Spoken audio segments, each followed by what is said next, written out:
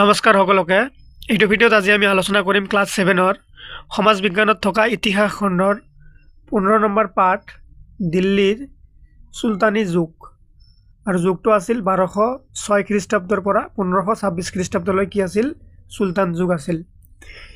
এই পাঠৰ অন্তৰ্গত তোমালোকৰ অনুশীলনীত থকা যিমানখিনি প্ৰশ্নৰ উত্তৰ আছে গোটেইখিনি আমি সুন্দৰকৈ আলোচনা কৰিছো ভিডিঅ'টিত।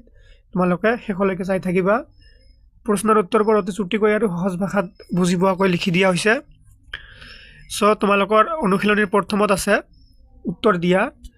তাৰে ক নম্বৰ প্ৰশ্ন, সুলতান মাহমুদে কেতিয়া আৰু কেইবাৰ ভাৰত আক্ৰমণ কৰিছিল?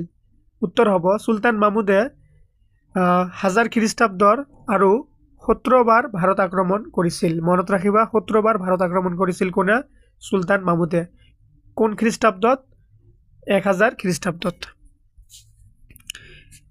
খ নম্বৰ প্ৰশ্ন, চাহাবুদ্দিন মহম্মদ নামৰ লোকজন ইতিহাসৰ পাতত কি নামেৰে বিখ্যাত?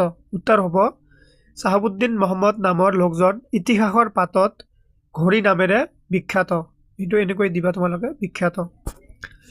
তাৰপিছত তোমালোকৰ গ নম্বৰ প্ৰশ্নত দিয়া আছে, তৰাইনৰ প্ৰথম আৰু দ্বিতীয় যুদ্ধ কেতিয়া আৰু কাৰ কাৰ মাজত হৈছিল? এই গ নম্বৰ প্ৰশ্নটো তোমালোকৰ কাৰণে ইম্পৰ্টেণ্ট হয়। ইয়াত দুইটা বস্তু দিয়া আছে, এইটো তোমালোকৰ এক্সামত অহাৰ সম্ভাৱনা আছে। এই তৰাইনৰ যুদ্ধটো দুবাৰ হৈছিল, প্ৰথম আৰু দ্বিতীয়। এইটো কোন কোন চনত হৈছে আৰু কাৰ কাৰ মাজত হৈছে? উত্তৰ হ'ব 1191 খ্ৰীষ্টাব্দৰ তৰাইনৰ প্ৰথম যুদ্ধত ৰাজপুত ৰজা পৃথ্বীৰাজ চৌহানৰ হাতত পৰাস্ত হ'বলগীয়া হৈছে। আৰু 5 বছৰত তৰাইনৰ দ্বিতীয় যুদ্ধ 1192 পৃথ্বীৰাজক হেৰুৱাই উত্তৰ পশ্চিম ভাৰতত নিজৰ স্থিতি সবল কৰি তোলে।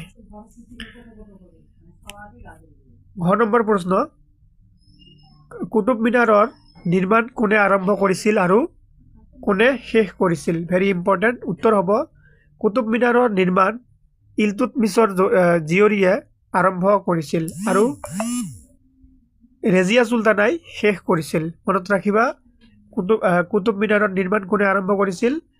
ইলতুৎমিছৰ জীয়ৰীয়ে কৰিছিল আৰু শেষ কৰিছিল ৰেজিয়া চুলতানাই কৰিছিল।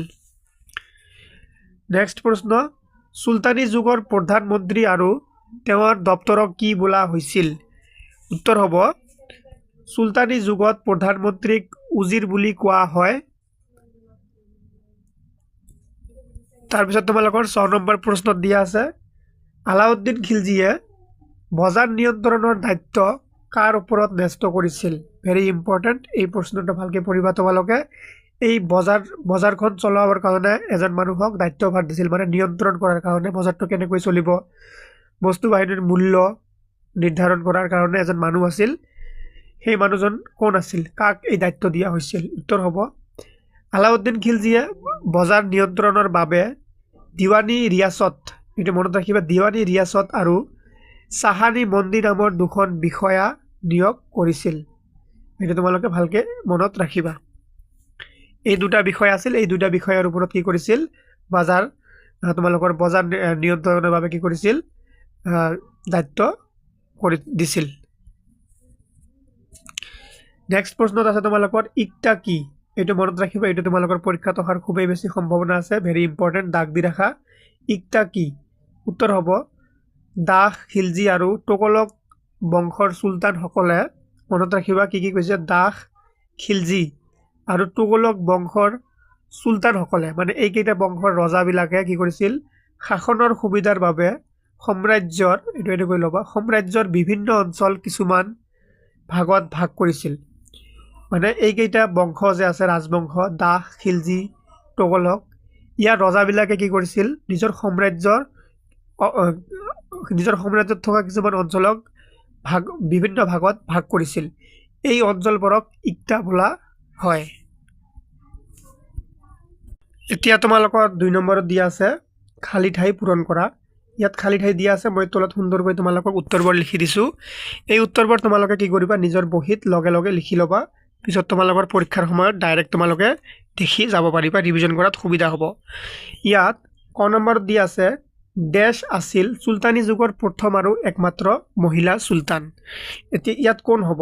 কোন আছিল কোন আছিল চুলতানী যুগৰ প্ৰথম আৰু একমাত্ৰ মহিলা চুলতান কোন আছিল ইয়াৰ শুদ্ধ উত্তৰ হ'ব কি ৰেজিয়া চুলতানা তোমালোকে খালি ঠাইত লিখি ল'বা ৰেজিয়া চুলতানা আছিল চুলতানী যুগৰ প্ৰথম আৰু একমাত্ৰ মহিলা চুলতান মনত ৰাখিবা নেক্সট প্ৰশ্নত দিয়া আছে তোমালোকৰ ডেছ জয় কৰা আলাউদ্দিন খিলজিয়ে একমাত্ৰ চুলতান ইয়াত কি হ'ব ইয়াত শুদ্ধ উত্তৰ হ'ব গুজৰাট মালয় ৰাজস্থান আৰু দক্ষিণ ভাৰত জয় কৰা আলাউদ্দিন খিলজিয়ে একমাত্ৰ চুলতান চুলতানসকলৰ ভিতৰত মাত্ৰ এই আলাউদ্দিন খিলজিয়ে এইকেইটা ঠাই দখল কৰিছিল বা জয় কৰিছিল কি ঠাই গুজৰাট মালয় ৰাজস্থান আৰু দক্ষিণ ভাৰত খালি ঠাইত তোমালোকে সুন্দৰকৈ লিখি ল'বা তাৰপিছত তোমালোকৰ নেক্সট দি আছে ইবন বটুতা ডেছ দিনত ভাৰতলৈ আহিছিল ইবন বটুতা কাৰ দিনত ভাৰতলৈ আহিছিল এইটো তোমালোকে ইয়াত লিখিব লাগিব ইয়াৰ উত্তৰ হ'ব মোহাম্মদ বিন তুগলকৰ দিনত ইবন বটুতা ভাৰতলৈ আহিছিল ভেৰি ইম্পৰ্টেণ্ট এই খালি ঠাইটো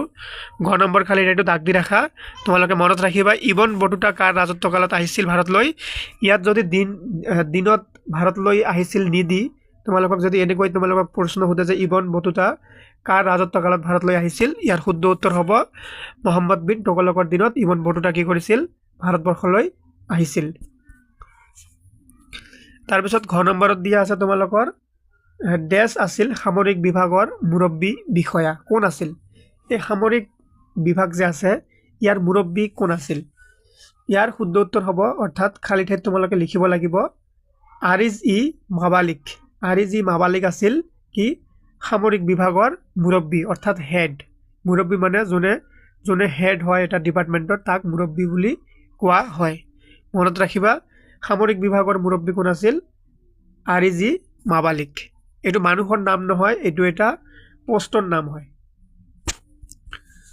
তাৰপিছত তোমালোকৰ নেক্সট দি আছে পানিপথ এইটো ত হ'ব পানিপথ প্ৰথম যুদ্ধত ডেছ খ্ৰীষ্টাব্দত হৈছিল ইয়াত শুদ্ধ উত্তৰ কি হ'ব ভেৰি ইম্পৰ্টেণ্ট পানিপথৰ প্ৰথম যুদ্ধ কেতিয়া হৈছিল এইটো কিন্তু ত হয় পানিপথ এইটো হ'ব 1526 খ্ৰীষ্টাব্দত পানিপথৰ কি হৈছিল প্ৰথম যুদ্ধ হৈছিল 1526 খ্ৰীষ্টাব্দত হৈছিল মনত ৰাখিবা তাৰপিছত এতিয়া দিয়া আছে 3 নম্বৰত এতিয়া আমাৰ খালি ঠাই পৰা হৈ গ'ল এতিয়া আছে তোমালোকৰ শুদ্ধ উত্তৰ বাছি উলিওৱা শুদ্ধ উত্তৰ বাছি উলিয়াব লাগিব ইয়াত দুটাকৈ দিয়া আছে কোনটো শুদ্ধ হয় এইটো উলিয়াব লাগিব যেনেকৈ ইয়াত আছে কুতুবুদ্দিন নাইবা ইলতুৎমিছে দাস বংশৰ প্ৰতিষ্ঠা কৰিছিল ইয়াত শুদ্ধ কোনটো হ'ব ইলতুৎমিছ হ'ব নে কুতুবুদ্দিন হ'ব সেইটো উত্তৰত লিখিব লাগিব সেই হিচাপত তোমালোকে শুদ্ধ উত্তৰ বাছিব দিছে ইয়াত শুদ্ধ উত্তৰ কি হ'ব শুদ্ধ উত্তৰ হ'ব কুতুবুদ্দিন ইয়াত দেখা পাইছা তোমালোকে উত্তৰত লিখা আছে কুতুবুদ্দিনে দাস বংশৰ প্ৰতিষ্ঠা কৰিছিল মনত ৰাখিবা এইবাৰ ইম্পৰ্টেণ্ট হয় দাস বংশৰ প্ৰতিষ্ঠাতা কোন আছিল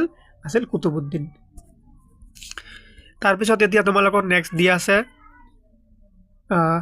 আলাপ্তাগিন নাইবা মোহাম্মদ ঘড়ী গজনী ৰাজ্যৰ প্ৰতিষ্ঠাপক আছিল ইয়াৰ শুদ্ধ উত্তৰ কি হ'ব ইয়াৰ শুদ্ধ উত্তৰ হ'ব মোহাম্মদ ঘড়ী গজনী ৰাজ্যৰ প্ৰতিষ্ঠাপক আছিল এইটো ভুল হ'ব এইটো অশুদ্ধ শুদ্ধটো হ'ব কি মোহাম্মদ ঘড়ী গজনী ৰাজ্যৰ প্ৰতিষ্ঠাপক আছিল তাৰপিছত দিয়া আছে কামাখ্যা নাইবা সোমনাথ মন্দিৰ চুলতান মাহমুদে লুটপাট কৰিছিল ইয়াৰ শুদ্ধ উত্তৰ কি হ'ব ইয়াত কামাখ্যা নহ'ব ইয়াত হ'ব কি সোমনাথ মন্দিৰ চুলতান মাহমুদে লুটপাট কৰিছিল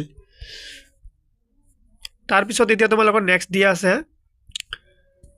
ঘ নম্বৰত দিয়া আছে বাহলুল লোডি নাইবা তোমালোকৰ নেক্সট কি আছে নাইবা তোমালোকৰ ইব্ৰাহিম লোডি চুলতান যুগৰ শেষ চুলতান আছিল ইয়াৰ শুদ্ধ উত্তৰটো কি হ'ব ইয়াৰ শুদ্ধ উত্তৰ হ'ব ইব্ৰাহিম লোডি চুলতান যুগৰ শেষ চুলতান আছিল ভেৰি ইম্পৰ্টেণ্ট এইটো তোমালোকে দাগ দি ৰাখিবা যে চুলতান যুগৰ শেষ ৰজা কোন আছিল বা শেষ চুলতান কোন আছিল এইটো হ'ব ইব্ৰাহিম লোডি এতিয়া নেক্সট আছে তোমালোকৰ কিছুমান প্ৰশ্ন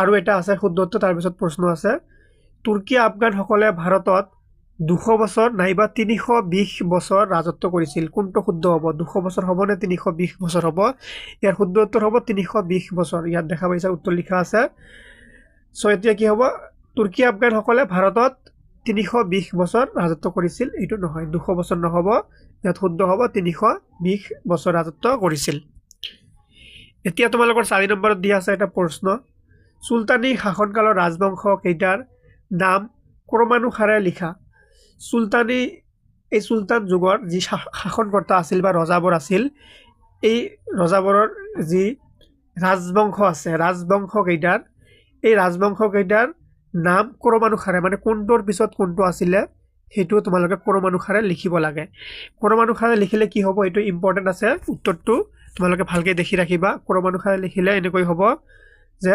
প্ৰথমে আছিল কি দাস বংশ তাৰ পিছত হ'ব খিলজি বংশ এইটো কিন্তু মানে ক্ৰম অনুযায়ী আছে মানে প্ৰথমতে দাস আছিল তাৰ পিছত কি আছিল খিলজি বংশ তাৰ পিছত হ'ব তোগলক বংশ তাৰ পিছত হ'ব সৈয়দ বংশ আৰু শেষত হ'ব কি লোডি বংশ এইটো ক্ৰমানুসাৰে আছে এনে ডাইৰেক্ট এইকেইটা লিখিলে কিন্তু নহ'ব সেম এনেকৈ এইটোৰ পিছত এইটো এইটোৰ পিছত এইটো এইটোৰ পিছত এইটো এনেকৈ লিখিব লাগিব যিহেতু ইয়াত কৈছে ক্ৰমানুসাৰে লিখা ক্ৰম অনুযায়ী লিখিব লাগিব মানে কোনটোৰ পিছত কোনটো আহিছে সেই হিচাপত লিখিব লাগিব এই সুলতানী শাসনৰ ৰাজবংশবিলাকৰ নাম এনেকৈ তোমালোকক ৰজাৰ নাম লিখিব দিব পাৰে সো তোমালোকে এইটো প্ৰশ্ন দিয়া আছে এইটো আগত ভালকৈ পঢ়ি ল'বা নেক্সট 5 নম্বৰ প্ৰশ্নত আছে তোমালোকৰ কামৰূপৰ ৰজা পৃথু আৰু কুতুবুদ্দিনৰ সেনাপতি বখতিয়াৰ খিলজিৰ সংঘৰ্ষৰ কাৰণ কি আছিল এই সংঘৰ্ষৰ উল্লেখ কত পোৱা যায় ভেৰি ইম্পৰ্টেন্ট উত্তৰ হ'ব এইটোৰ সুলতান কুতুবুদ্দিনৰ সেনাপতি মোহাম্মদ বখতিয়াৰ খিলজিয়ে চীন দেশ জয়ৰ পৰিকল্পনা কৰিছিল এই কুতুবুদ্দিনৰ যি সেনাপতি আছিল বখতিয়াৰ খিলজি তেওঁ কি কৰিছিল চীন দেশ দখল কৰাৰ কাৰণে মনে মনে ভাবি আছিল বা পৰিকল্পনা কৰি আছিল কিন্তু কামৰূপৰ মাজেৰে যাব লগা হোৱাত সেই সময়ৰ কামৰূপৰ ৰজা পৃথুৰ লগত যুদ্ধত লিপ্ত হৈ বংগদেশলৈ উভতি যাবলৈ বাধ্য হয় এই চীন দেশ জয় কৰাৰ কাৰণে আমাৰ কামৰূপৰ মাজেদি যাবলগীয়া হৈছিল এই যোৱাৰ পথত আমাৰ কামৰূপৰ ৰজা আছিল তেতিয়া পৃথুৰ লগত যুদ্ধ হোৱাৰ পিছত এই বখতিয়াৰ খিলজিয়ে এই যুদ্ধত পৰাজয় হোৱাৰ পিছত বাধ্য হৈ বংগদেশলৈ কি হয় উভতি যায় আৰু উক্ত ঘটনাক অসমৰ ইতিহাসত প্ৰথম তুৰ্কী অভিযান হিচাপে জনা যায় কত পোৱা যায় অসমৰ ইতিহাস প্ৰথম তুৰ্কী অভিযান হিচাপে জনা যায় তাৰ পিছত আছে তোমালোকৰ 6 নম্বৰ প্ৰশ্ন সুলতানী আমলত প্ৰচলিত তিনিটা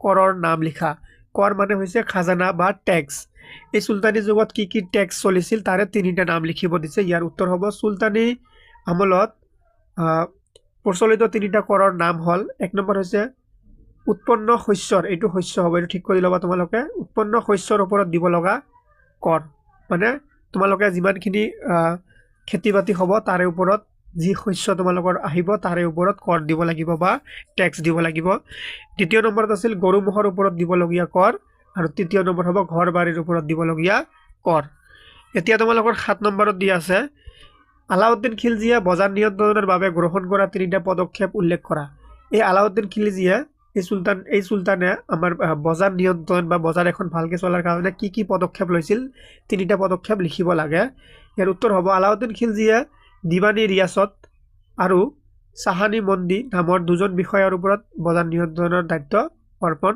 কৰিছিল তাৰপিছত তোমালোকৰ 8 নম্বৰত দি আছে সুলতানী যুগৰ তিনিটা স্মৃতি চিহ্নৰ নাম লিখা ভেৰি ইম্পৰ্টেন্ট এই 8 নম্বৰ প্ৰশ্নটো দাগ দি ৰাখা ইম্পৰ্টেন্ট আছে মানে এই সুলতানী যুগৰ তিনিটা স্মৃতি চিহ্ন মানে অট্টালিকা হওক যিকোনো বস্তু আজিলৈকে আছে ইয়াৰ উত্তৰ হ'ব আৰিয়ৰি কুতুব মিনাৰ আৰু আলাই দৰৱাজা এইবোৰ হল কি স্মৃতি চিহ্ন সুলতানী যুগৰ এতিয়া 9 নম্বৰ প্ৰশ্নত দিয়া আছে তোমালোকৰ দিল্লীৰ সুলতানসকলৰ পতনৰ 4টা কাৰণ লিখা এইটো ভেৰি ইম্পৰ্টেন্ট এইটো এক্সামত আহি থাকে মানে এই সুলতান যুগ যে শেষ হল সুলতান ৰাজ্য যে ধ্বংস হৈ গল ইয়াৰ 3টা কাৰণ লিখিব লাগে উত্তৰ হ'ব ধৰ্মীয় নেতা আৰু আমিৰ উমৰা সকলৰ অবাধ ক্ষমতাই ৰাজনৈতিক বিশৃংখলতাৰ সৃষ্টি কৰিছিল এইটো খলতা হ'ব সৃষ্টি কৰিছিল দ্বিতীয়টো কাৰণ হ'ব এই সময়ছোৱাত ৰাজ্য বিস্তাৰৰ নামত যুদ্ধ বিগ্ৰহৰ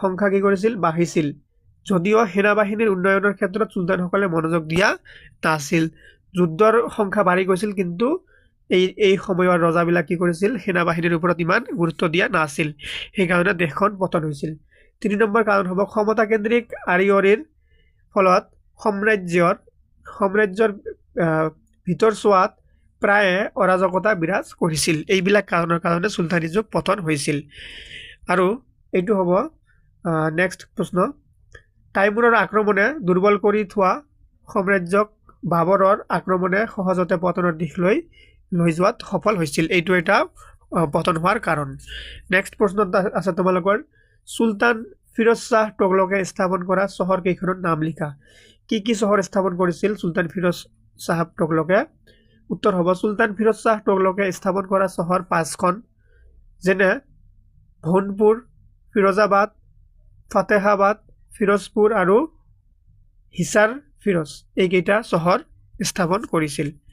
এইখিনিতে তোমালোকৰ পাঠ্যত থকা যিমানখিনি প্ৰশ্নৰ উত্তৰ আছে গোটেইখিনি আলোচনা কৰা হৈ গ'ল। আশা কৰিছোঁ তোমালোকে ক্লাছটো বুজি পাইছা। চ' ইয়াতে ক্লাছটো সামৰিছোঁ। ধন্যবাদ সকলোকে।